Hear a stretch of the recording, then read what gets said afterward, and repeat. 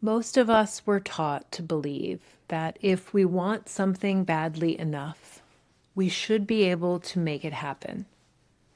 Change, we were told, is a matter of effort, discipline, motivation, and self-control. If we could just try harder or stay consistent, transformation would follow. And when that does not happen, when motivation inevitably fades, habits slip, or we find ourselves right back where we started, we assume the problem must be us. We tell ourselves we are weak, inconsistent, or unreliable. We promise that next time we will be more disciplined, more committed, more serious about change. We criticize our failing willpower. But if willpower was the solution, most of us would already be living very different lives. Willpower is not inherently bad. It can be useful. It can help initiate change, support a short-term push, or carry us through moments that require extra focus. But willpower was never designed to sustain long-term transformation, especially when that transformation asks us to change deeply ingrained patterns or move away from familiar ways of being. The reason is simple, though rarely clearly named. Willpower relies on self-override. Willpower works by asking us to push past what we feel, what we want, or what our body is signaling in favor of what we believe we should do. It requires sustained effort to hold ourselves in internal opposition. This internal conflict shows up as one part of us pressing forward, while another resists or hesitates. This is not alignment. It is self-management. For a time, this internal override or tension can create movement, especially if you are conscientious, capable, or accustomed to meeting expectations. Pushing past yourself may feel familiar or even responsible. You may be very good at doing what needs to be done, regardless of how it feels. But self-override is effortful, and effort, when sustained without relief, leads to fatigue. Willpower functions much like a muscle. It can engage, contract, and produce force, but it is not meant to stay clenched or engaged indefinitely. When it is overused, when it is asked to hold a way of being in place through constant effort, willpower weakens. When it is relied on as the primary engine for change, it eventually gives out. The cost becomes even higher when willpower is used to maintain a way of living that is not aligned with your inherent nature, but instead reflects an adaptation or strategy you learned early on. When you are living from habit, performance, or protection rather than authenticity, everything takes more effort.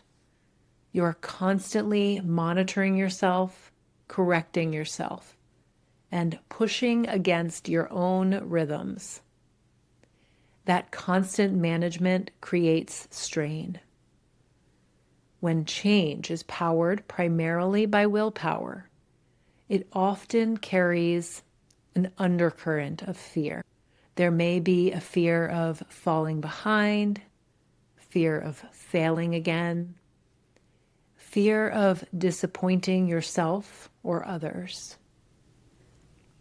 Fear can be motivating in the short term, but it does not create stability. It creates urgency, rigidity, and all or nothing cycles. This is why so many people experience bursts of motivation followed by exhaustion, avoidance, or collapse. It is not because they lack commitment. It is because the nervous system cannot sustain growth that feels like continuous force.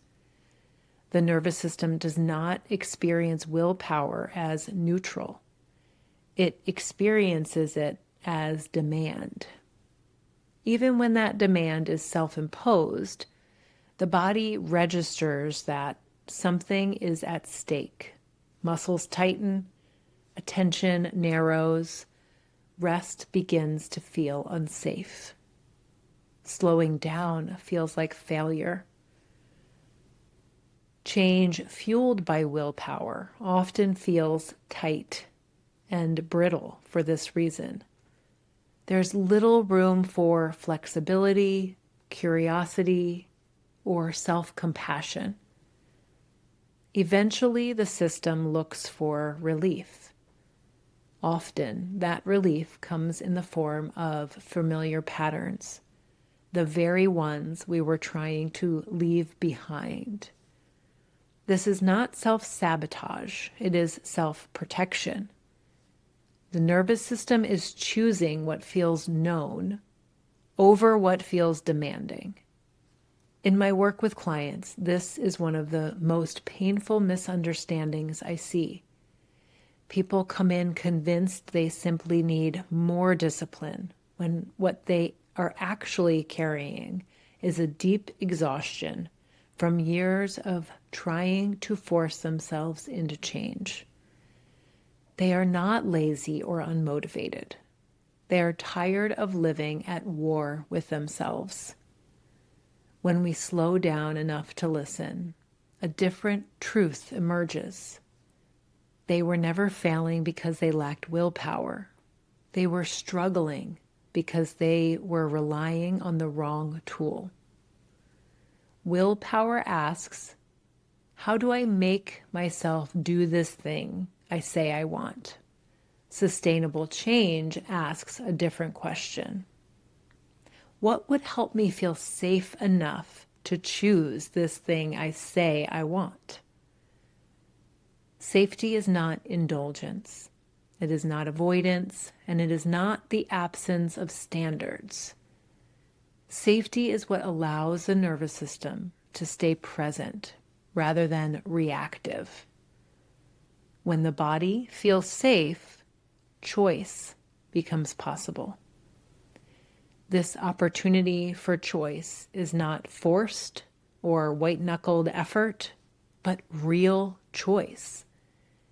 This is where many people get confused, because we have been taught that compassion makes us soft, and that without pressure we will stop trying. But compassion does not remove accountability. It changes the tone of accountability. Instead of punishment, there is curiosity. Instead of shame, there is understanding. Instead of force, there is a relationship with oneself. If you notice yourself cycling between intense effort and burnout, it may be worth asking what willpower has been trying to protect you from. Often, willpower steps in when there is fear underneath. Fear of slowing down, fear of disappointment, fear of feeling what has been avoided. Willpower becomes the strategy that keeps you moving, so you do not have to feel vulnerable, uncertain, or tender. Seen this way, willpower is not the enemy, it is a protector. But like many protectors, it can become overworked and rigid when it is asked to do a job it was never meant to do alone. Real change begins when we stop asking ourselves to push harder And we start asking ourselves to listen more honestly, not to excuses, but to information. Information about what feels unsafe, where trust has been broken, and what has been demanded without being supported. When change is supported by safety, it does not require constant motivation. It becomes something you return to rather than something you have to fight for.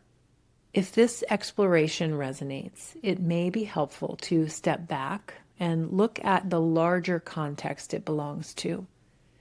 There's a deeper reason change feels hard in the first place, one that has nothing to do with discipline or desire.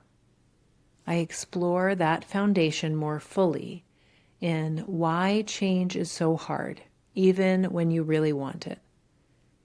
For now, let this be enough. You do not need more willpower. You need more understanding. And understanding, when offered with care, has a way of changing far more than force ever could. I leave you with much love and gratitude.